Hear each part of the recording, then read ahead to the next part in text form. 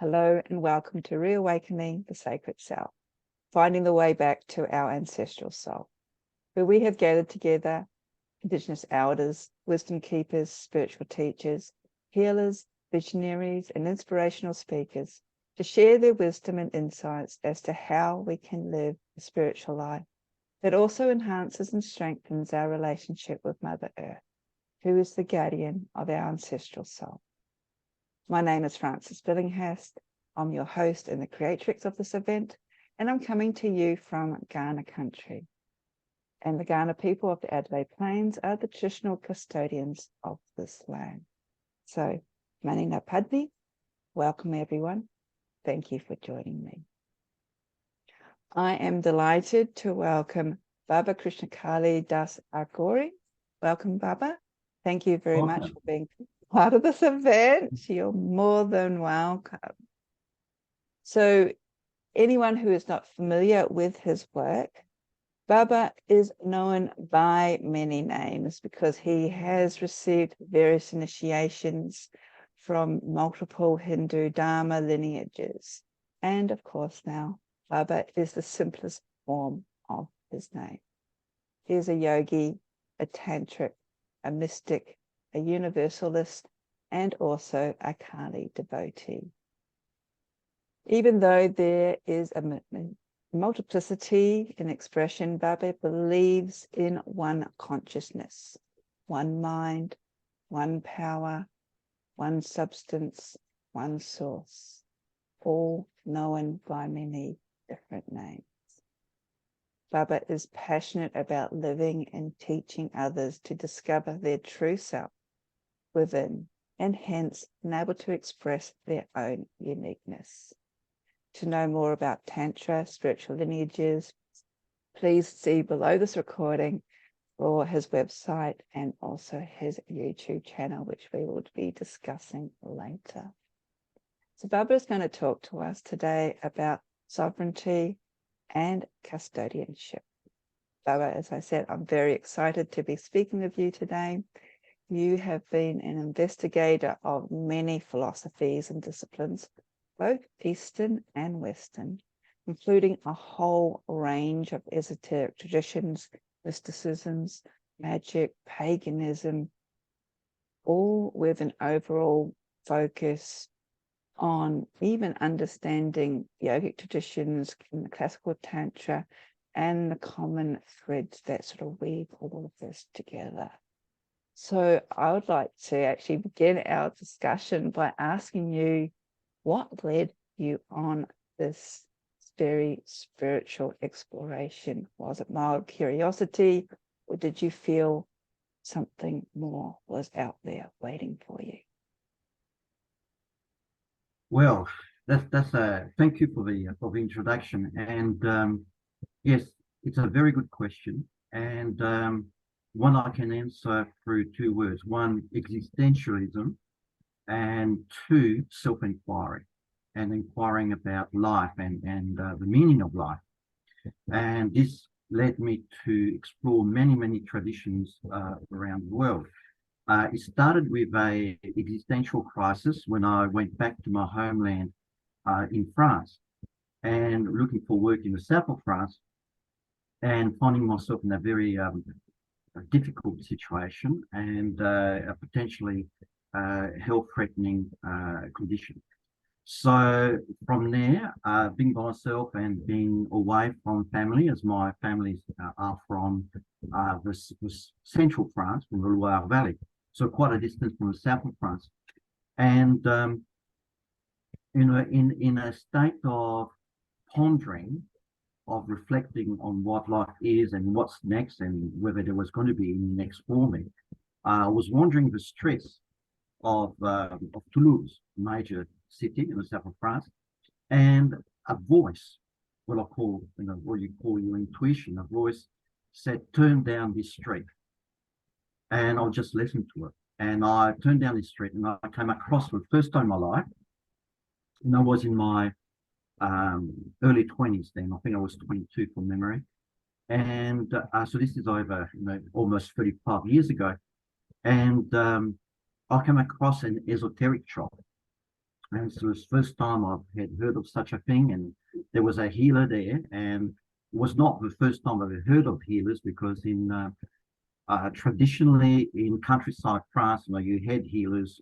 So my parents and grandparents used to talk about the experience with healers and so forth, people of the land.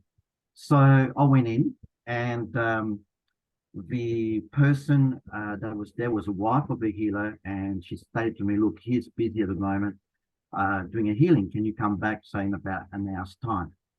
So I've listened to my better judgment that time and decided to come back. So to circumvent my natural impatience, and came back after an hour's walk and met the gentleman in question. And his disposition, his energy was just incredible, and one of total acceptance. And so I've never had experienced that before. And so he suggested two books for me. Now, I was not a practicing Catholic, but he suggested a book by a gentleman called Aghori, which was a gentleman that broke away from the Catholic Church and basically wrote all the rituals and etc. for healing. And another book, which was my introduction to meditation, which was Creative Visualization by Shakti Gawain. So I took those books away, and I was fascinated by both books, but especially the Creative Visualization book, because that was totally new to me. And I started to read it, and I was fascinated by the exercise and the meditation and so forth. So I started practicing that in my room. And then later, as I would wander the city, because I was waiting for positive work, to come, and none came, of course. So I used to meditate in the city, including at peak hour traffic in a big city, on a bench, and I could find that I could actually reach a state of meditation quite effortlessly. It felt like something that was quite natural to me. So when I left this particular city with no word, I wanted to actually explore this subject even more. And this is where I found that there was linked to the Indian subcontinent, to the Hindu Dharma, and so forth. So I bought a yoga magazine and saw an ad for the Self-Realization Fellowship there, and I wrote to him, and I applied for the lessons. So for the next 3.5 years, so I did come back to Australia. I was receiving the lessons here in Adelaide and studying them assiduously and doing the practices for 3.5 years.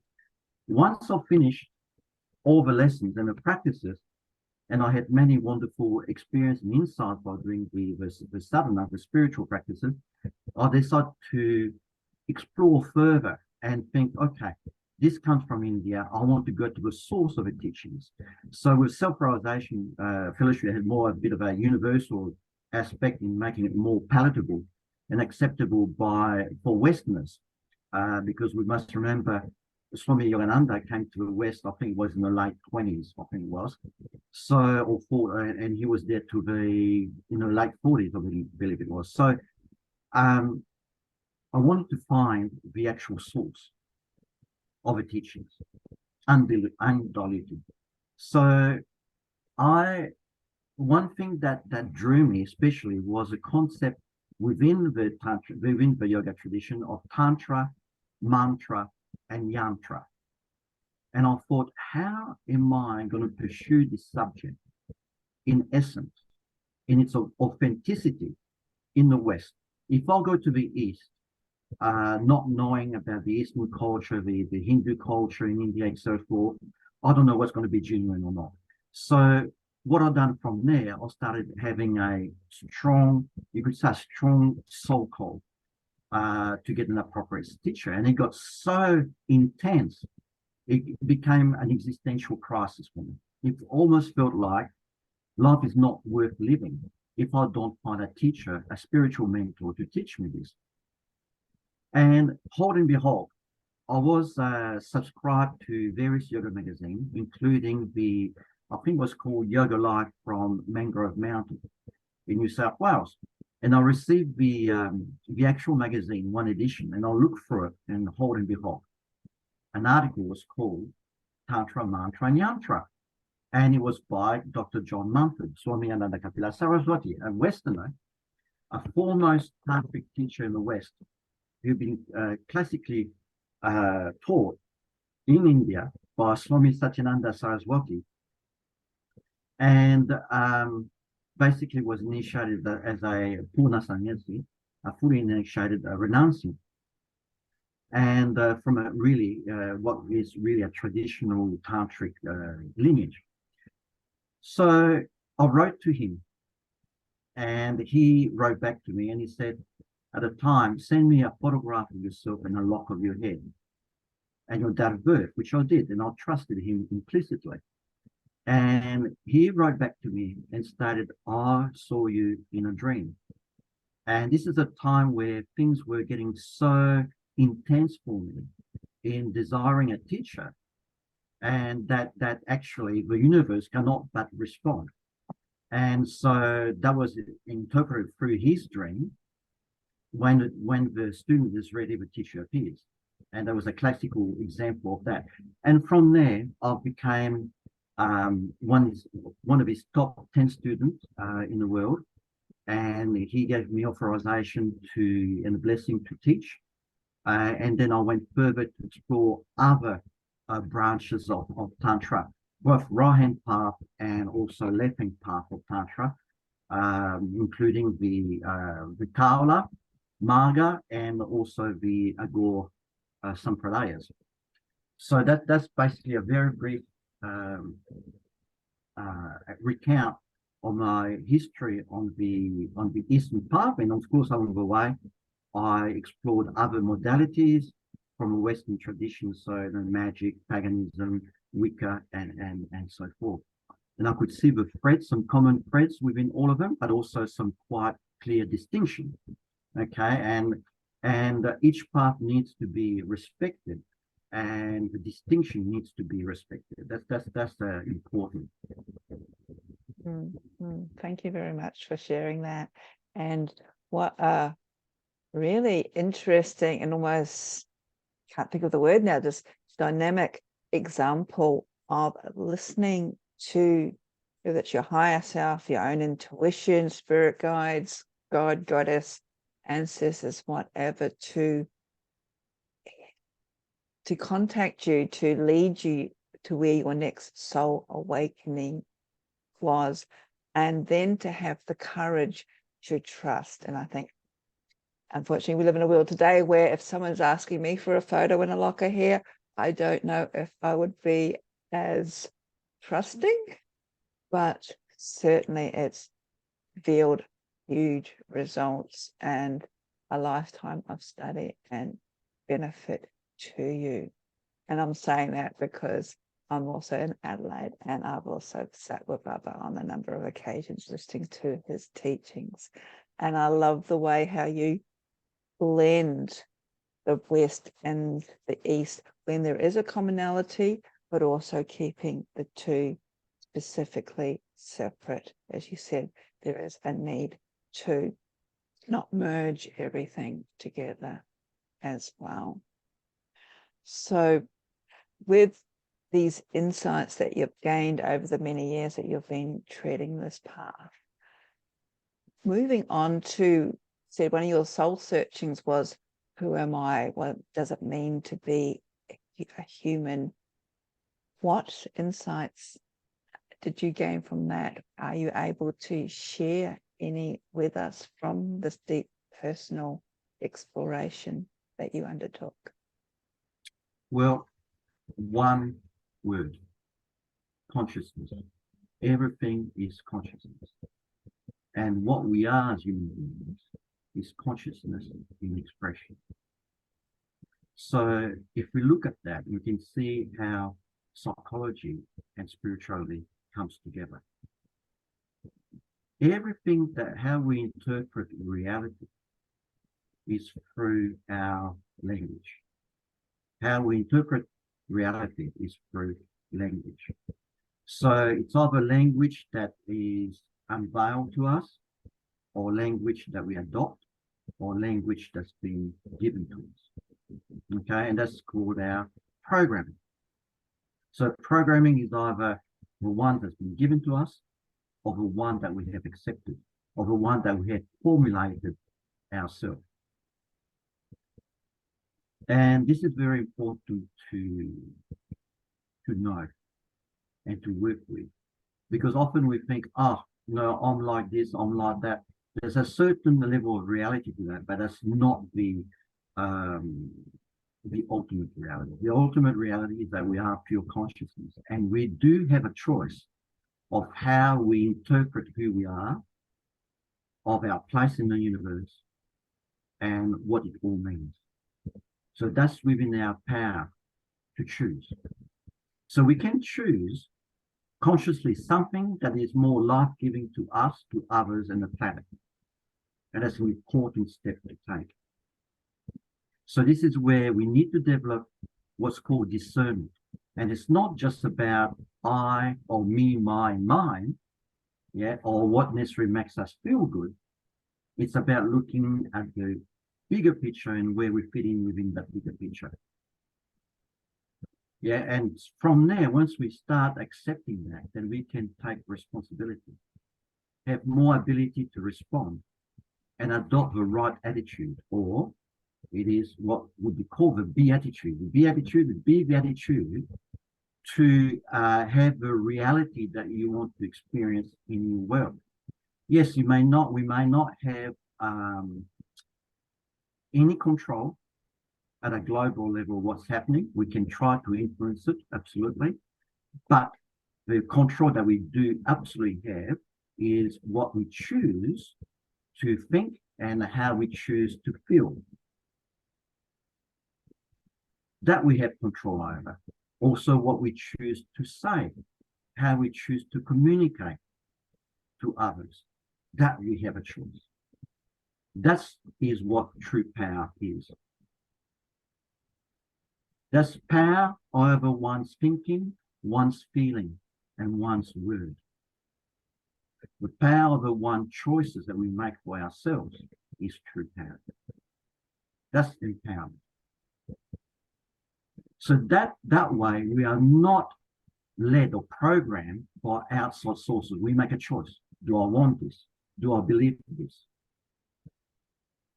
And we need to take it further than that. This is at a conscious level from a thought and spoken word perspective, but we need to take it beyond that. And this is where the purpose of meditation comes in. Meditation is to go beyond thought. That's what meditation is to go beyond thought. So we get to a stage where the mind slows down so much that we can actually slip into the gaps between thoughts. And that is pure consciousness. So mind is activity. They are the waves on a surface of consciousness, which is the ocean. And where problem arises is that we identify with the waves and we forget the ocean. Beautifully put. And you did mention, just sort of tying in with that, sometimes it can be very difficult to accept that we are responsible when, as you mentioned yourself, you had a number of existential crises in your life.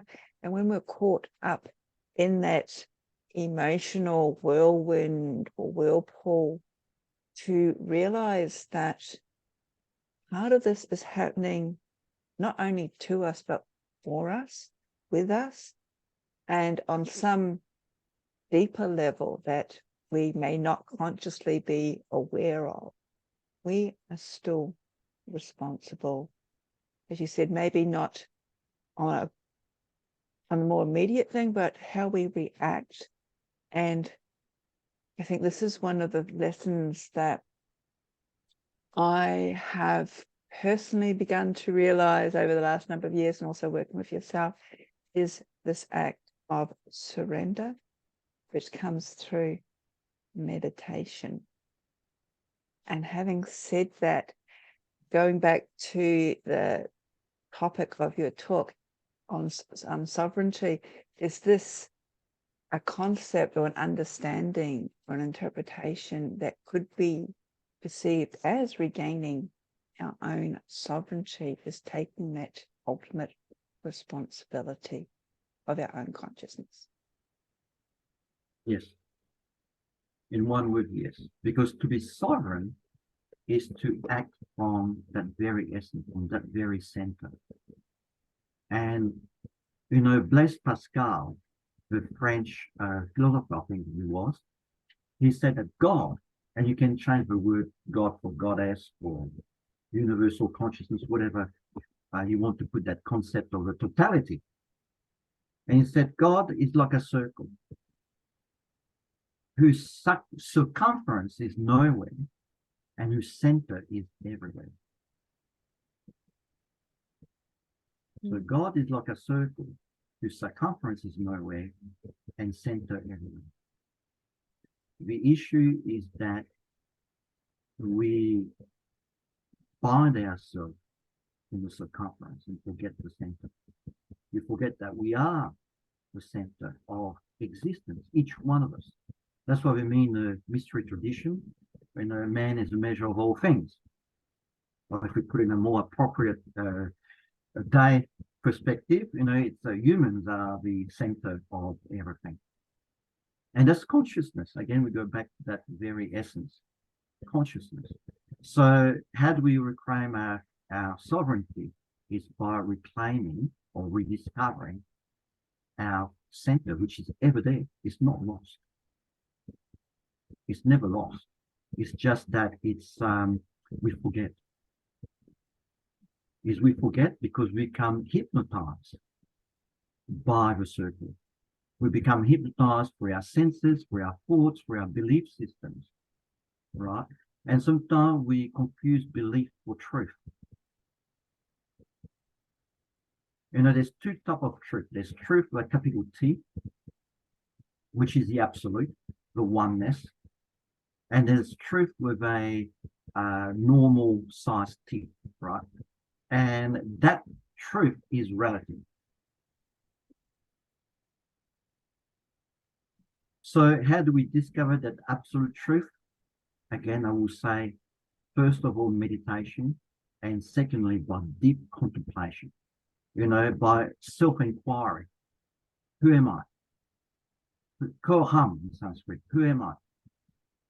Who am I? Who am I? Ask this. Am I this body? Am I? Well, if you're the body, why is it that when you're in deep sleep, you're not aware of the body? When you wake up, you're aware of the body.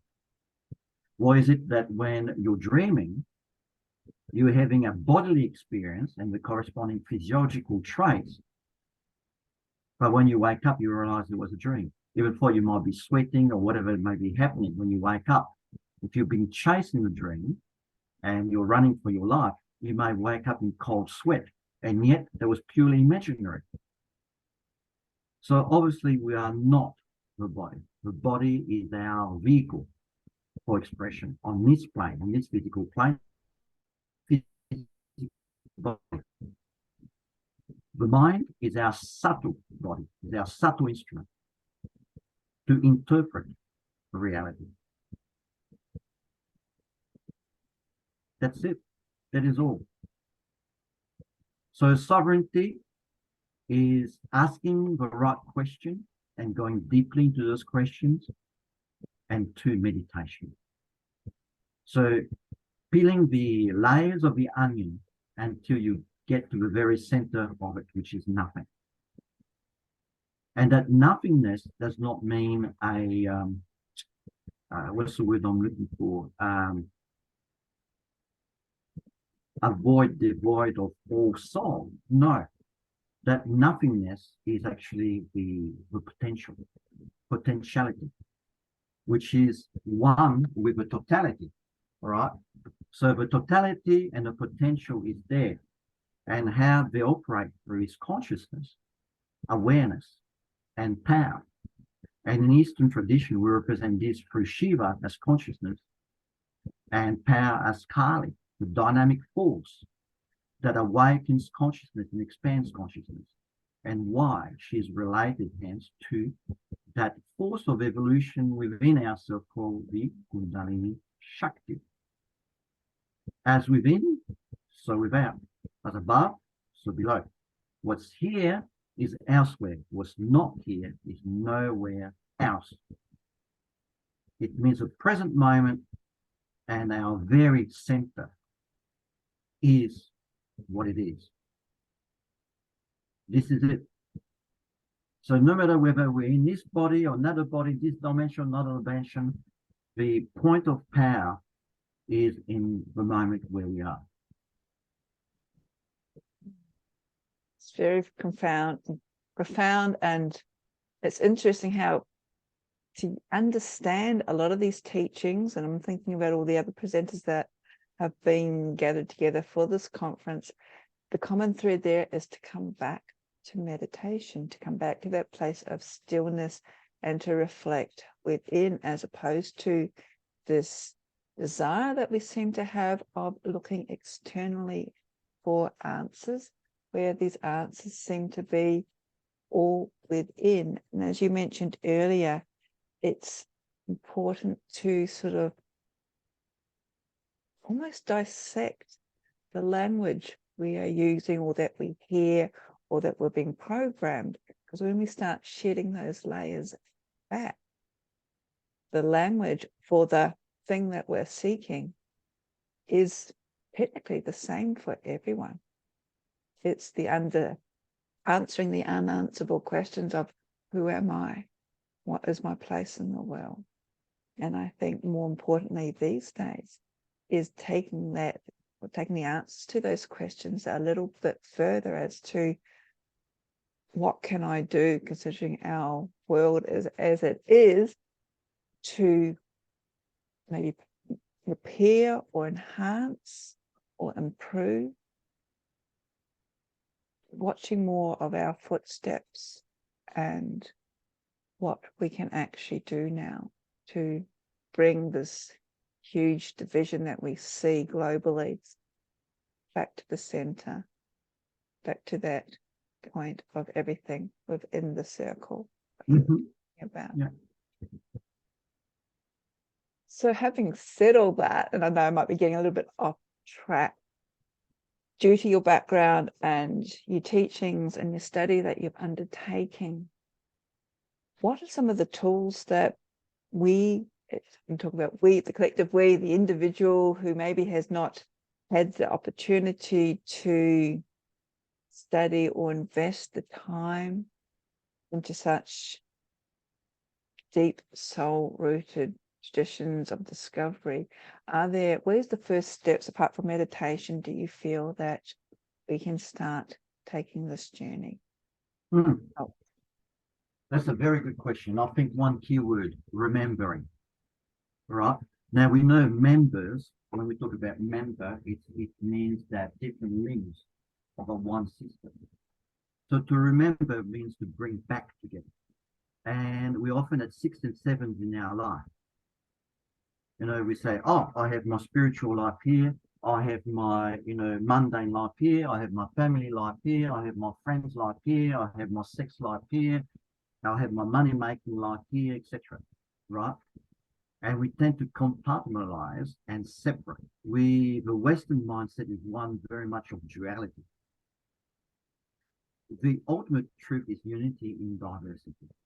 As I mentioned before, as human beings, what we are is consciousness in expression. So likewise, the totality is unity in diversity. That's why in a bed of roses, you can have dozens of variety of roses, of color, of scent, etc. Yeah, and that's just roses. It's the same with human beings. So we need to stop, even at a global level, trying to make ourselves the same. This is absolutely ridiculous and contrary both to nature and the spirit of the expression of the essence itself. Otherwise, we would not have different people. We will not have a variety of flora, fauna, of different philosophies, of different thoughts, etc. So, as within, so without, and as without, so within. So we need to take that perspective into our daily life, no matter what you do. And that's through practicing the presence of the divine or the self, the capital S, or retaining awareness of consciousness itself through our daily activity. That's why in yoga, there's so many different yoga forms. All right. So you got, for example, karma yoga, the yoga of words for someone who's more active. Bhakti yoga for someone who's more of an emotional feeling nature. All right. Jnana yoga, the yoga of knowledge. And remembering that the word yoga itself is not a series of stretches. It's a philosophical word taken from Sanskrit, which means union, a yoking, a joining together of what? The individual soul with the oversoul, of the individual consciousness with the totality. That's what yoga is. And there's different avenues we can do that through, depending on the propensity of the individual. Again, we can take all aspects of that into daily life. So whatever work we do is an opportunity. Let's look instead of from a pessimistic point of view, let's look at everything that we do and have in life as an opportunity to express consciousness in action. Yeah. So when we go to work, it's an opportunity to serve. We may not like our work. However, it's an opportunity to serve our teammates, the boss, the organization, the public especially. All right. That's a great opportunity to do that. To practice yoga, to practice union, because that consciousness that is within us is also within others. So that self that we seek within is also the self in others. So what a wonderful opportunity, first to claim it for ourselves, inside ourselves, and then to be able to perceive it and exercise it through others as what we call seva or service. The same with emotions. Let all your emotions be actually an offering from the divine, and then offer your emotions back to the divine, whatever that divinity to you is, whether it's Kalima, Shiva, Jesus, Mary, Allah, whether it's a pagan god, a pagan goddess, or whether you call it as a totality, the universe, the self, whatever you want to call it, as long as it has meaning for you. Because as human beings, we are meaning creating creatures. That's what we must remember. And somebody once said to me, what about if there's no God, no soul, nothing? Nothing at all. And I said, even more reason to choose carefully our meaning. So we then can create, there's nothing, and we're going to expire, and we're going to go back to a bunch of inert chemicals. And that's it for us. We don't exist anymore, the world don't exist anymore. Then how much more courageous and noble is it then to create a meaning filled with freedom, with love, and creativity? It really resonated with me what you just said, that we are meaning creating creatures. That everything that we do should have meaning or purpose. And something that I heard a number of years ago, I think it was Thich Han, he was a Buddhist monk, or was a Buddhist monk. He was talking about meditation at the kitchen sink. Like even when you do your most mundane chores, and I'm a person who really hates housework, bring the spiritual aspect into it. And his teachings was bring more mindfulness. And from my kitchen sink, I still am one of these people who hand wash my dishes. I had a bird bath, and just washing the dishes, and I suppose it's not really being mindful, but being more mindful of the birds out in the bird bath, and the pecking order there, and their interplay between, yes, they're all birds, but they're all individuals, and they all have personalities as well. And just watching something as simple like that, doing something mundane, can bring me into a better frame of mind, which then can, as you're saying, serve, be of benefit to others. So even if our job is a filing clerk, we are there to serve, to approach our mundane tasks with a sense of not self-pride, but reverence, but finding that spiritual connection and not separating ourselves so much. Is this something that, coming back to the subject of your talk, that we can then lead into custodianship? If this is a form of custodianship of our own sovereignty, maybe? What's your opinions on that? And look, custodianship is that we didn't create our body. Nature created it for us. The planet, we came here to this planet, it's there already, providing us with food, comfort, shade, water, and so forth. So we should become we don't own it, but we become custodian of it. It's like our body. Okay, it's been given to us by nature. It's up to us to look after it. Nature's done its job. It's given us life. It's given us the material. We need to look after it.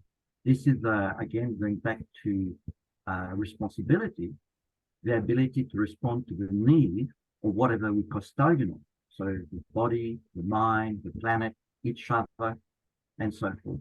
So coming from a custodianship perspective is having a genuine perspective of actual care, of love, of compassion, and moving away in a more natural way instead of a self-flagellating way from the concept of me, my, and mine, which has caused, especially in a modern era, a greater sense of separation from one another, right? And technology is a very useful thing. However, again, we are custodian of it, meaning too, we should ask ourselves the following question in regards to things that are outside of ourselves, such as technology and our social media and so forth. Do we possess it, or does it possess us? So if it possesses us, we're no longer custodian of it. We've become its slave. So again, going back to the concept of sovereignty and custodianship, everything is here for our use. Technology, aspects of nature that we need to build things and food and so forth, resources, in other words, everything is here for our use, but not our abuse or misuse. And so this is a very important aspect of both sovereignty and custodianship. Only a true custodian through discernment can become a sovereign. So it's not about control over. No. And this is what comes the whole context of Dharma. And Dharma has many meanings. You know, one is foundation, of course, one is do one's duty, but Dharma also means righteousness. Now you can look at the word righteousness as one word, or we can break that down further to the right useness of something.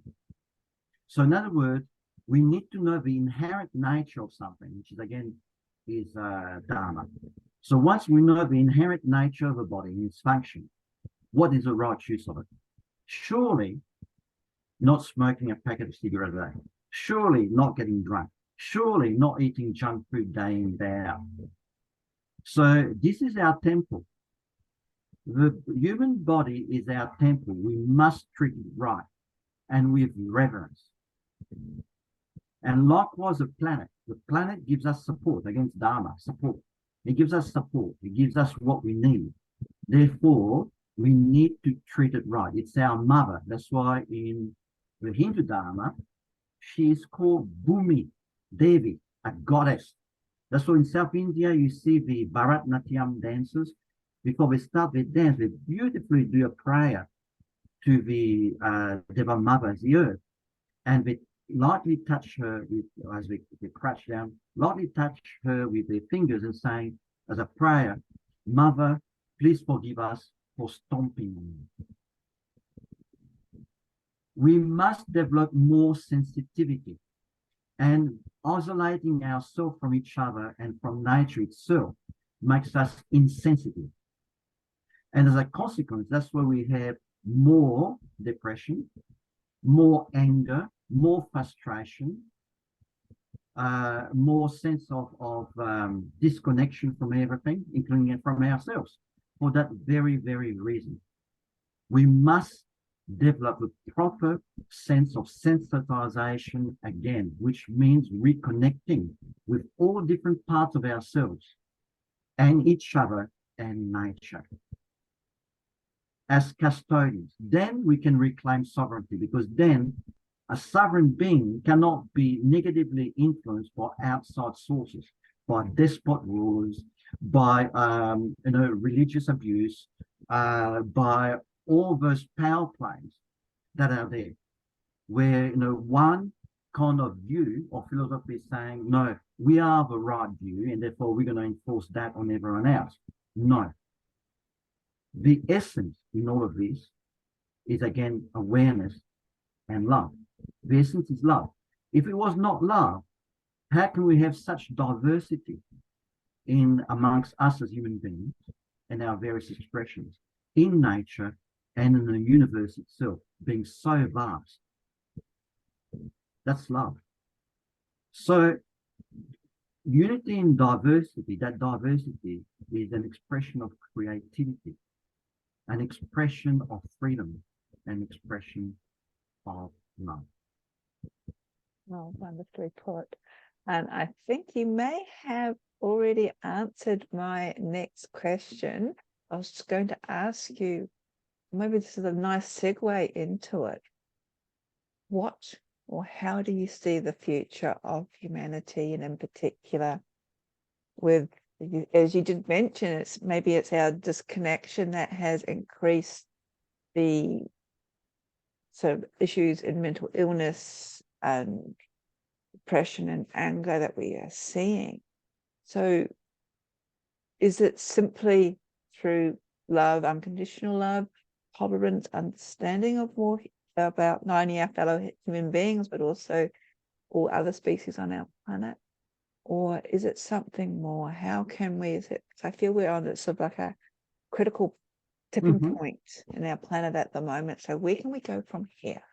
I suppose that's what I'm trying to ask. Where should we go from here? It all starts, Francis, with self.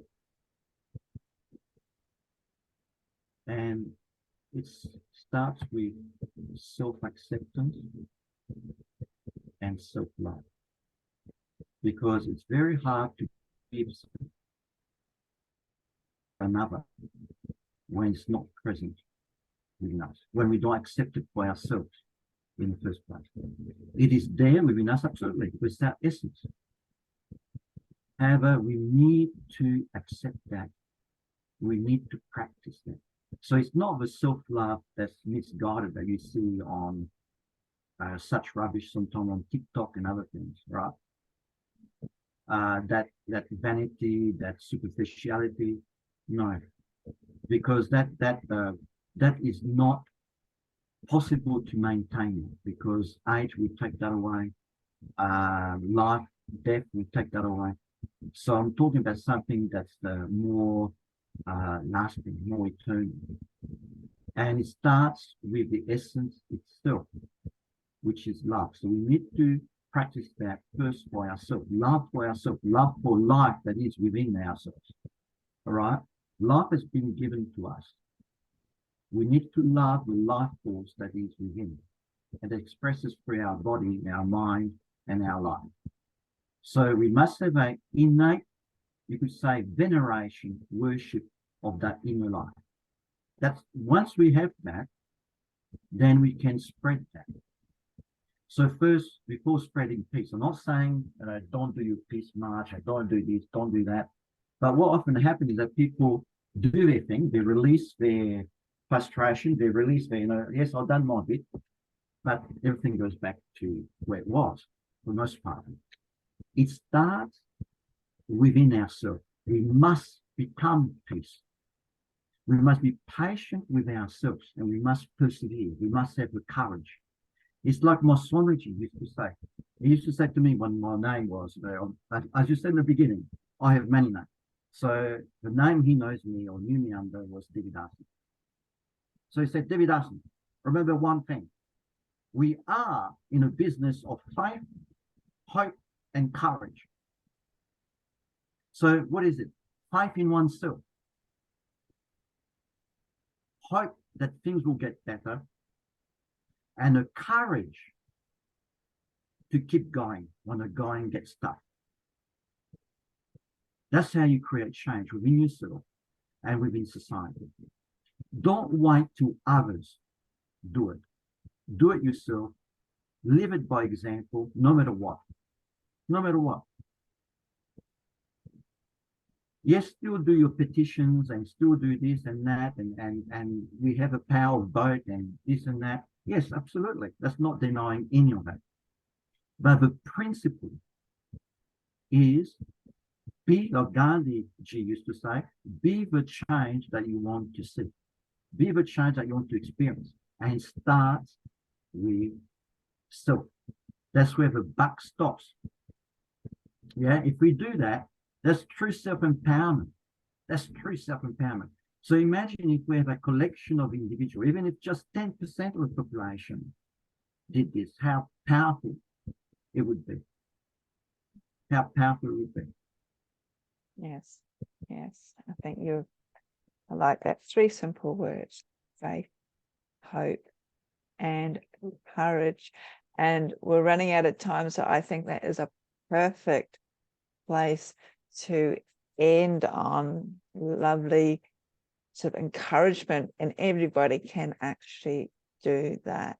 So I would like to thank you, Baba, for your insights on everything and the reminders that we are sovereign beings. We have that potentiality within us.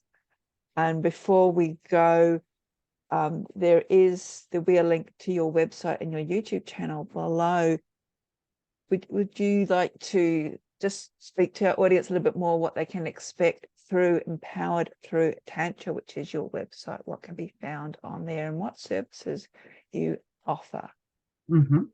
So in Empowered Through Tantra, you'll have some information on Tantra itself, the lineage of being initiated into, and also in the blog, there's the whole Yoga Sutras interpreted for you there. There's various articles there as well. Also, what's offered through there, my main offering is basically the apprenticeship. So where I'll take on students one-on-one in a traditional tantric apprenticeship as such. So working with goddess energy, working with consciousness through Lord Bharat, a form of Shiva. And so from there, it's a journey that we go on together because we're each individuals. And so the essence of the teachings are never compromised, but they are made suitable and appropriate for where the individual finds themselves at. Okay, so it's a journey that the teacher and student does together. So it's dynamic. Yeah, and Tantra is dynamic. So it's dynamic. It's not static. It's not a one-way affair. And I just want to sort of, sorry, but and this one-on-one isn't just done face-to-face here in Adelaide. You also offer it online throughout the world. Is that correct? Yes, that's correct. Actually, most of my students are overseas students. Most of them are. And yes, thank you for bringing that up. Yes, and so we have a monthly Zoom session, and plus material email to you. And of course, a student can at any time also either use Messenger or email me in between as well. So that carries a monthly fee as such. But what students get through personalized attention is more than the value they pay for on a monthly basis, that way. And also I'm available for such things as Vedic counseling, so to speak. So using the Dharmic principles towards counseling, also life coaching, and also tantric numerology. So it's what I offer. So that's all of that is on the website. And the Empowered Through Tantra YouTube channel is basically information about Tantra through various different aspects of that very, very rich science and art that is called Tantra. Wonderful. So as I said, the links will be below this recording for anybody who's wanting to explore that further, or reach out to Baba and maybe undertake his one-on-one teachings. So once again, Baba, it's been absolutely wonderful and inspiring having you here. Thank you very much for sharing your wisdom with us today. You're most welcome, and thank you for having me, Francis. Jai Ma. Jai Ma. And to everyone who is watching, Natalia, thank you. I hope you have enjoyed this recording and this interview as much as I have. And I look forward to seeing you again. Blessings.